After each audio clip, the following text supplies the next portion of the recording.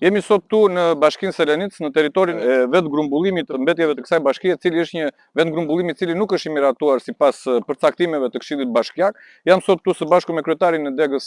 së Partisë Demokratike Selenicë, zotin Leonard Rakipa, dhe nën kryetarin zotin Xhulio Mara, mbas një ankese të qytetarëve të kësaj zone, dhe pikërisht qytetarët cilët tu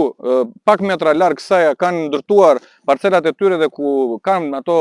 pemtarinë e tyre për të mirat e tyre familjare, ndodhet edhe kjo situatë në cilën ju mund ta shikoni shumë thjesht nëpërmjet kamerës tuaj. Është një situatë katastrofike e cila shkakton një ndotje edhe për qytetarët e Selenicës. Bashkia Selenicës është inekzistente, jemi sot tu për të denoncuar dhe për të bërë thirrje organeve kompetente për të marrë masa të menjëhershme, për të bërë të mundur shmangjen e menjëhershme të kësaj situate e cila shkakton një ndotje për qytetarët dhe patjetër edhe për tokat të cilat janë toka buke dhe ku qytetarët e Selenicës kanë ato produktet e tyre për cilat kanë krijuar ekonominë familjare. Jemi sot tu dhe do të vazhdojmë të jemi gjatë gjithë kohës në territorin e Bashkisë Selenicës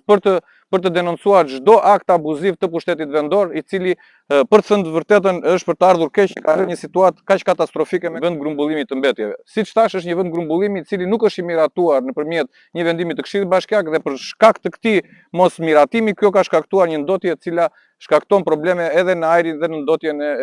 ajrit për qytetarët e Selenicës.